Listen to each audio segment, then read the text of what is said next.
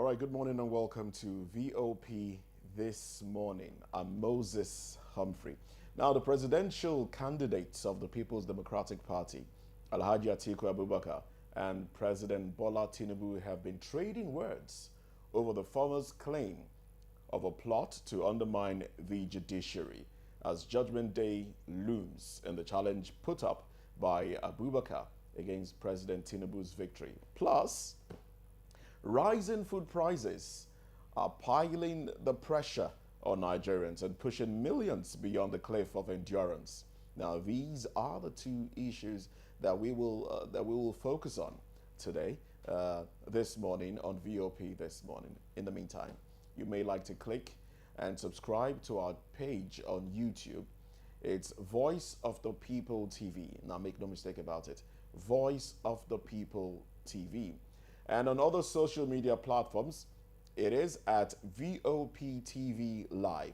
But first off, as always, we'll start off with the cover pages of some newspapers.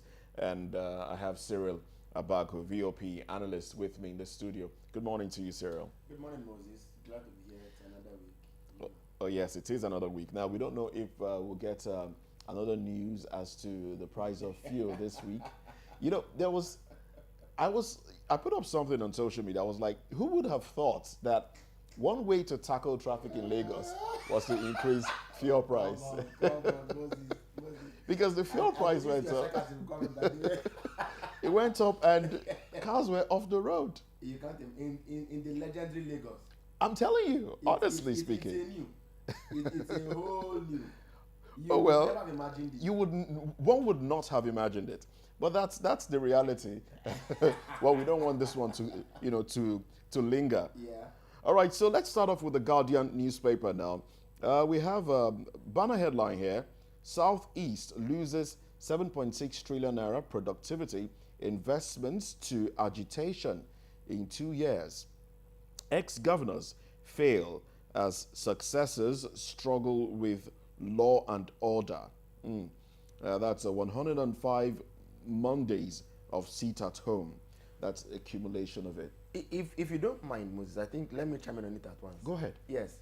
I always said that the problem with the Southeast is not natural, it's not organic, it's not domestic, it's not homemade, it is exported. And the last thing this president wants to do is to address a security problem and then say we've solved the solution, we've solved the issue. Even if you deploy guns and boots and bullets and ammunition and so on, and this sit-at-homes come to an end, there must be a proper, thorough investigation into the remote and immediate causes of the so-called sit-at-home in the Southeast. Link it up with the pervasive and uncanny drug abuse, the impurity and so on. In light of the fact that a foreign national who was driving a truck containing ammunition was arrested the other day going to Anambra State, which, by the way, suggests to me that there could well be an international dimension to what is going on in Southeast, or international collaborators outside Nigeria.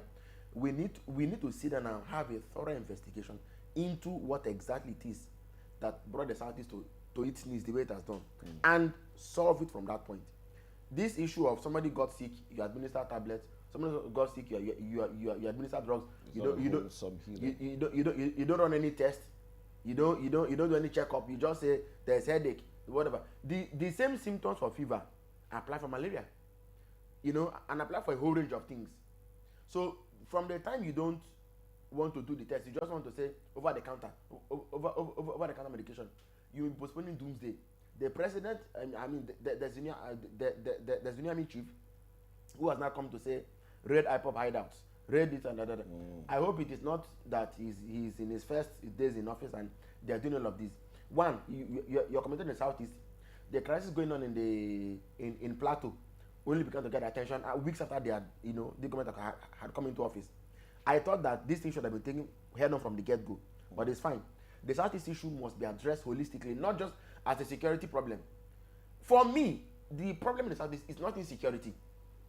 It is persons who have decided to turn that region on its head for whatever reasons. I must get to know why that is. Well, true. I totally agree with everything you've said. Let's take on some other headlines here. There's an editorial here: from prison to correctional center. What has changed? Question mark. Still from the Guardian newspaper.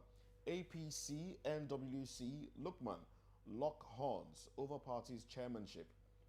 Discordant tunes over elongation of judges' tenure in office. Lagos flays rumored burial of NSAS victims. I don't know if you saw the letter. Well, anyway, let's move away from that one. Now, those are the headlines in the Guardian newspapers. If I may chime in once again, the issue of the Lukman APC imbroglio. Look, I have to sound it here. Sadly, so I have to sound it here. This president is not a normal politician. He is anachronistic, meaning he is head and shoulders above the normal tide that your regular politicians like to swim in. Believe me, or shall I say, tell me, ever since he came into office, from the appointment of National Assembly principal officers to the chairmanship of the APC itself with Abdullah Adamu and all these people, tell me a single battle he has lost. Or tell me a single battle he has been held in a stalemate for too long. I think that people who are, if you have any difference with the man, or with, I mean, when I mean with the man, the president's name is not in this story, all right? Yes, but it's important for you to know who is acting for who. And so to that extent, I think we need to count our, how's it called? Choose our battles very, very wisely, Choose the battle wisely and be careful how you get back to your agitation. Because it's one thing to say, Moses, you and I have this cause to settle. And it's another thing Moses can raise a third party to face me. Keep me busy, you know what I mean? While you coast away. So people should be mindful of how they engage engage this new order. So that you don't shoot yourself in the foot. All right. Now this story, we probably will delve into it much later. This Lagos flares rumored burial of NSAS victims. There was a letter to that effect. I don't know if you saw it. A letter to that effect where there was a proposal for a mass burial of those that were killed during the NSAS protest in Lagos. And the figure came up to about 100 and something. 103. And one would wonder, where did that come from? When at the time people were saying, who died? Where is the blood? Where are the families of the people? Questions arose at that time. And we were wondering, did people really die? I mean, even those that saw people die were questioning what they saw. Did they really see this happen? But here we are now. Now we're hearing that there will be a mass burial, rumored mass burial for these people. It can't be a rumored mass burial. You can't do a mass burial in secret.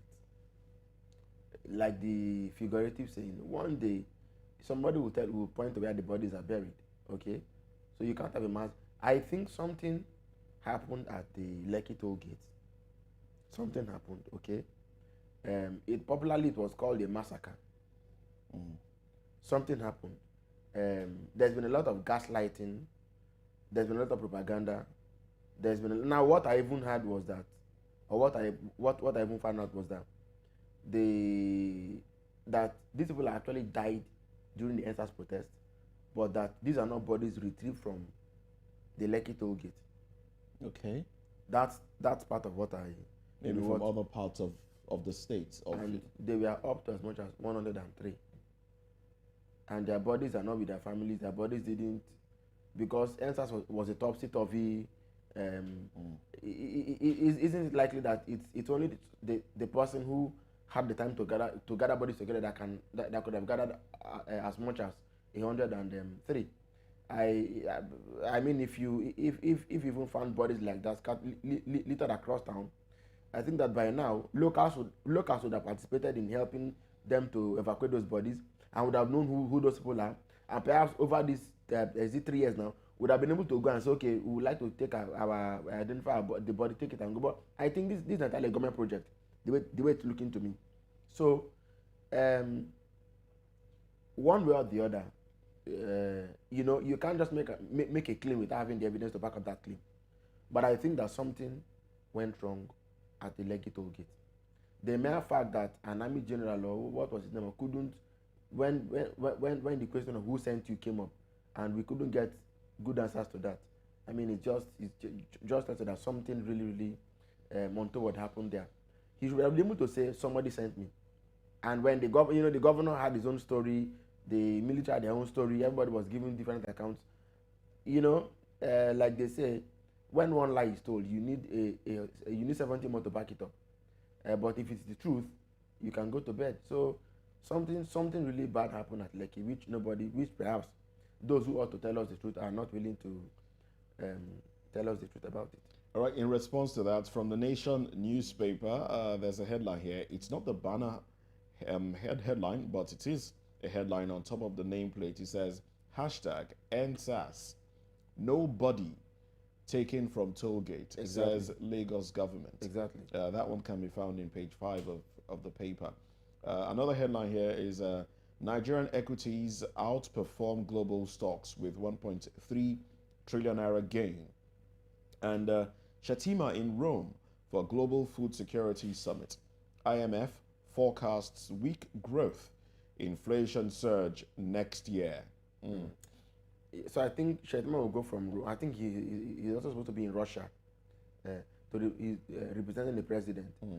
Let me come back to the Lekki toll issue. The Nation has cast its own headline. It was what I said earlier, that nobody was taken from the Lekki scene, all right, from the Lekki theater, from the Lekki front.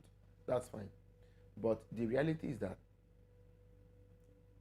there were at least 3 parties to that crisis, at the very least,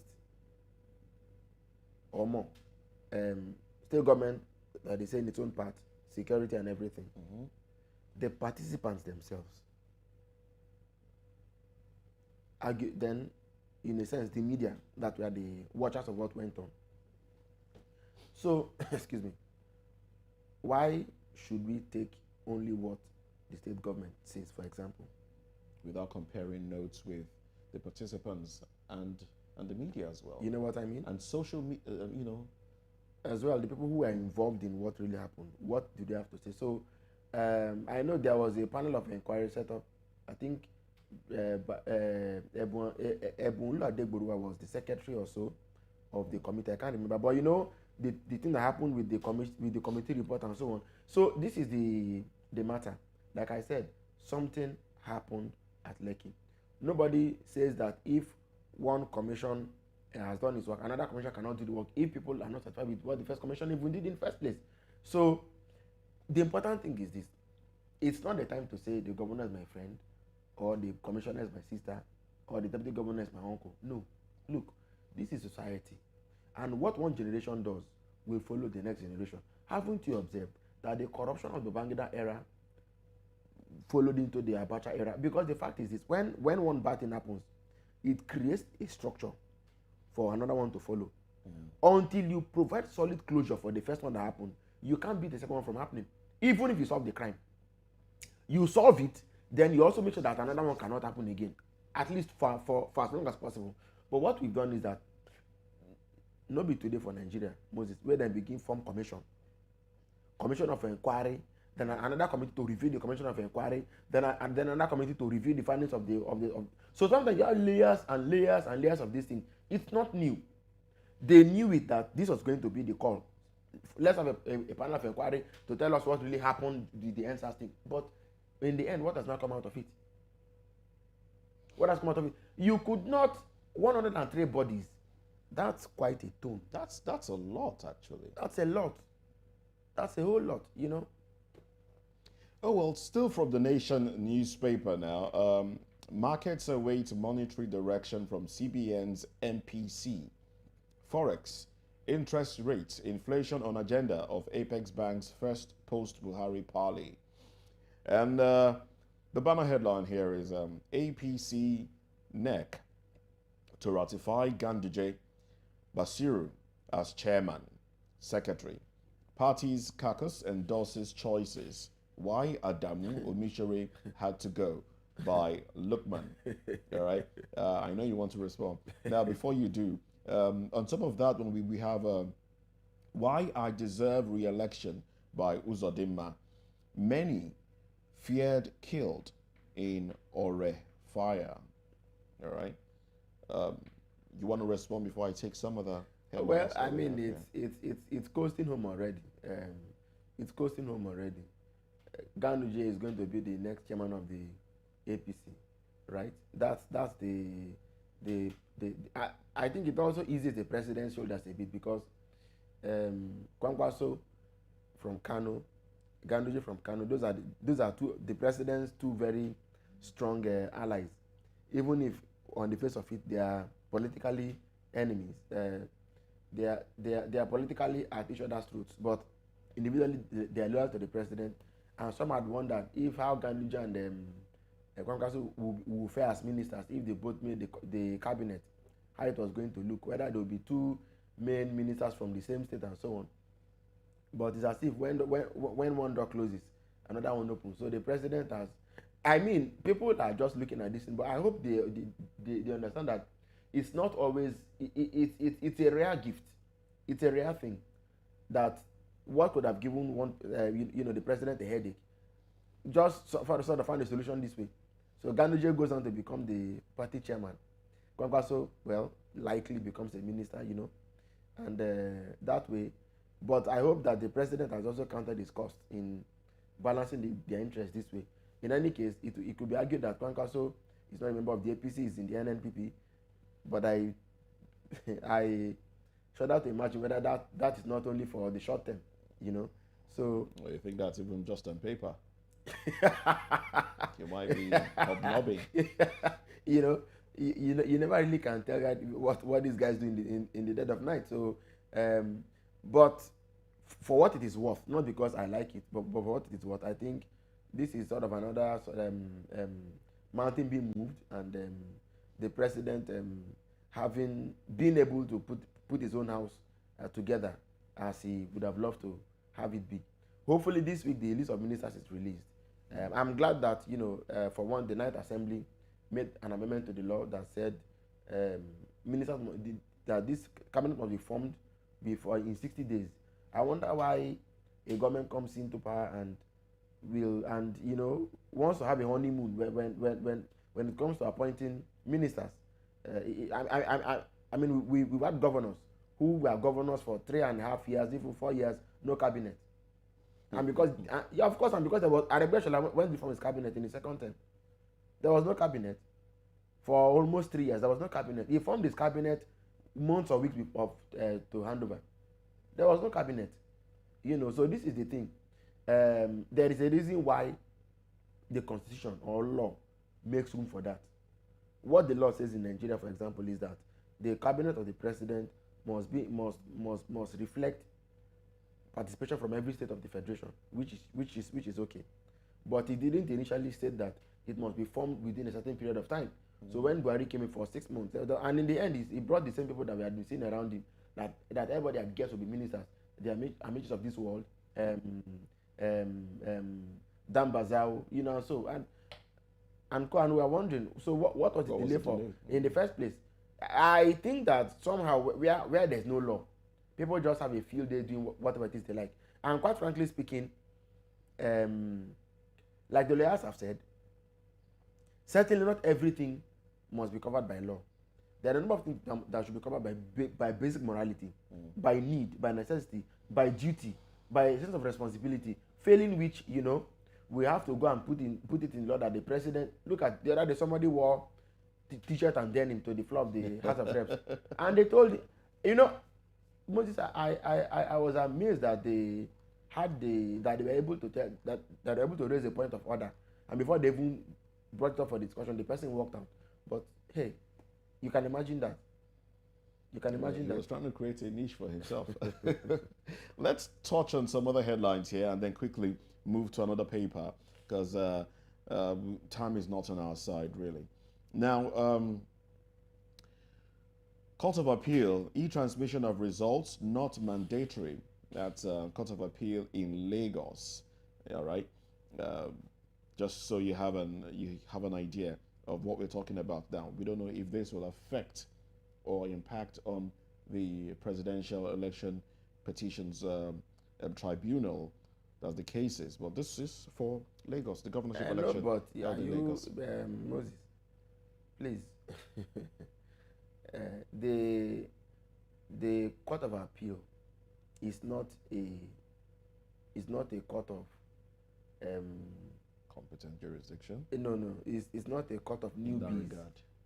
It's not, only in very few cases is it even a court of first instance. A court of first instance. So that's like the deputy court of the Supreme Court. All right? So if the Court of Appeal is saying that transmitting results electronically is not mandatory, I think the ears that need to hear that are hearing it. Well, enough said. Let's go to the Punch newspaper now. From the Punch newspaper, a banner headline here might be troubling to you because it is troubling to me. Workers kick as governors borrow 2.2 trillion naira from banks.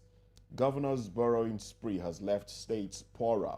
Pensioners, workers lament. Government must avoid short-term borrowing that may harm state finances. Dawns warn. All right. Before you do respond, let's just take a few more headlines from the Punch as well. On top of the nameplate, we have Senate gears up for ministerial screening. Awaits list this week. Dollar now 876 naira as forex shortage worsens. Ganduje intensifies lobby as not central. APC demands chairmanship slot. And underneath the pictorial here, we have, the pictorial is that of the army gearing up, exercising, gearing up for combat. All right. Well, underneath that one, hashtag NSAS, 103 recovered bodies, not Lekki tollgate victims, says Lagos. NDLEA seizes 3.7 billion naira tramadol at Lagos airport.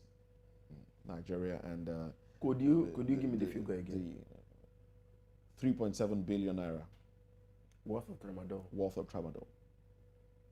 3.7 billion naira. We want to commend the NDLEA, but they are still fighting this battle on a level. They've not ascended yet. Don't get me wrong, it's a great place to be, but we can be in a greater place even. You know, was it Saturday or so? They caught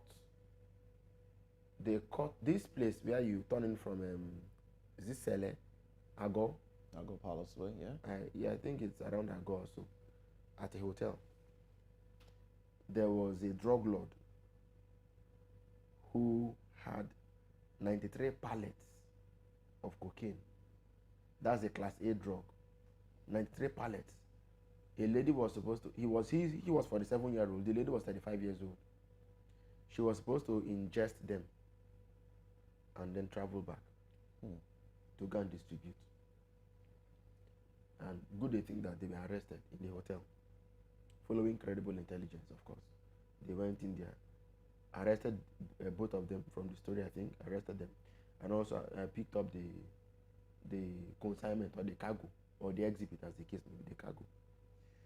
But the thing is that we are dealing with the production. What we're saying, the product. We've not been able to hold the producers themselves. And for as long as you are getting the product and the producers are still at bay, they will continue to produce. That's the sad part of the thing. So we must do everything we can to go after not only the products, but the producers themselves. Who are they? Where are they? Somebody who has the financial weight. You know, it's always very difficult because they act with proxies most of the time. No, of course, we know. You remember the story of Escobar? Pablo Escobar of Colombia.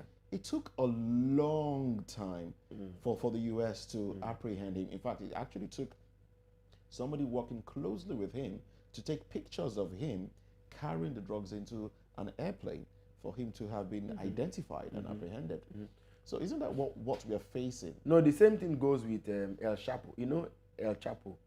Is it Mexico or which country now? Yes. El Chapo. That was, they were able to get him through a woman, through a lady. I think the ex-PT queen, so I can't remember it. They got him, the US, they extradited them to America and so on. Do we have the sophistication?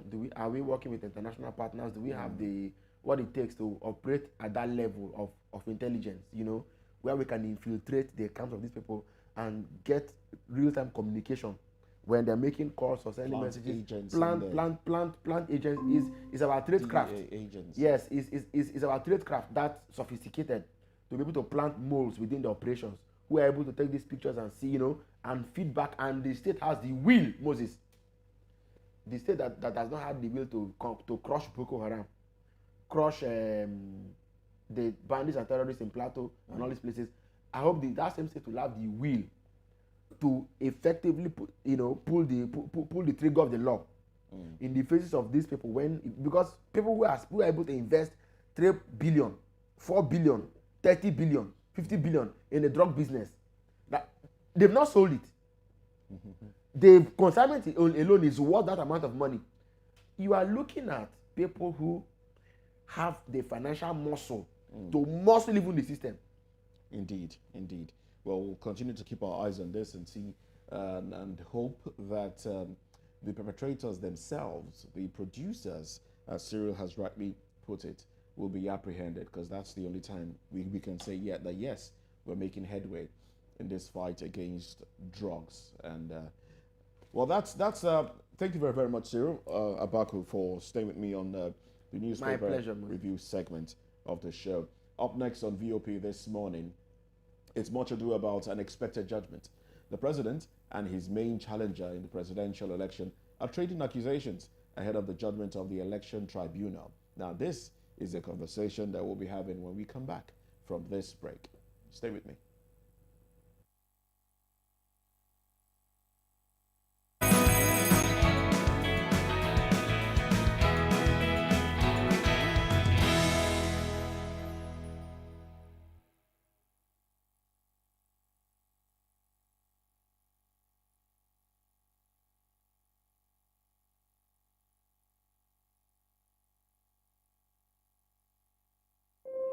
When your morning starts, make sure to look around for the right company to serve you everything you need to know about what